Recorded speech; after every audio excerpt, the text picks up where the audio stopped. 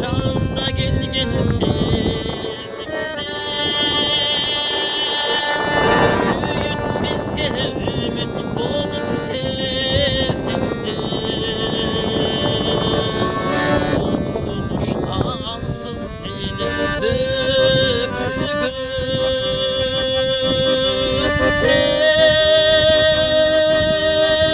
hiç olur çayına turulan gözünde çayına turulan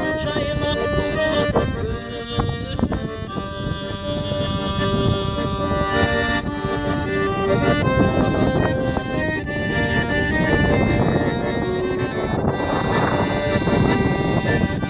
Kezdeşkinçe uğruç açılışın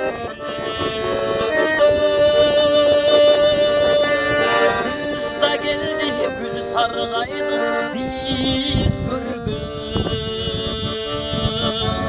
Sen sırrında ben şanımda aytıca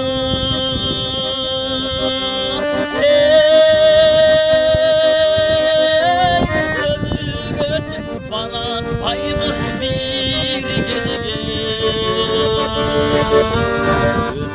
ötüp bana payımı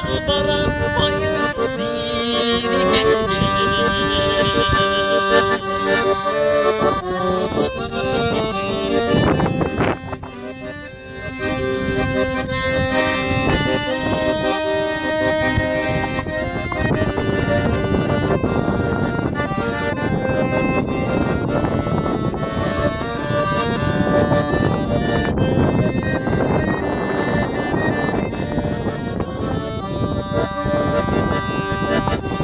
Artan bastan aytar sözlü bilende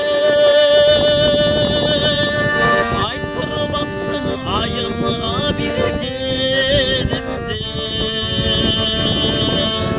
Bensiz kaldım şüdün geken ağıstan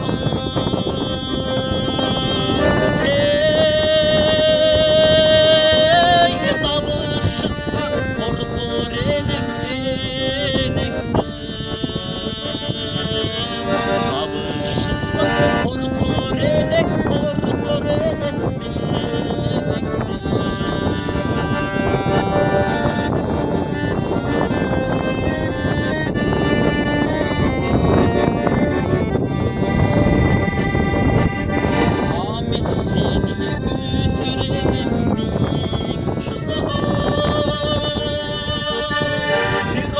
Şaşo çene düda bir kıyılan Bizden ömür ötmüsün